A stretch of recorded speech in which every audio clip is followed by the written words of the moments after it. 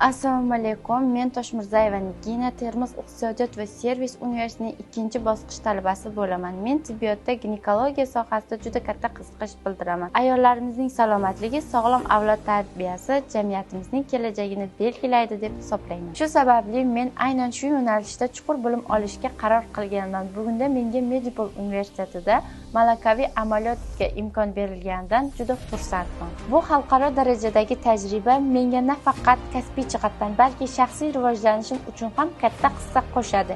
Ilg'or texnologiyalar, tajribali shifokorlar bilan birga ishlash, yangi o'quv metodlarini o'zlashtirish, bular barchasi men uchun katta imkoniyat. Men bu imkoniyatlarni qadrlayman va ulardan to'laqonli foydalanishga harakat qilaman.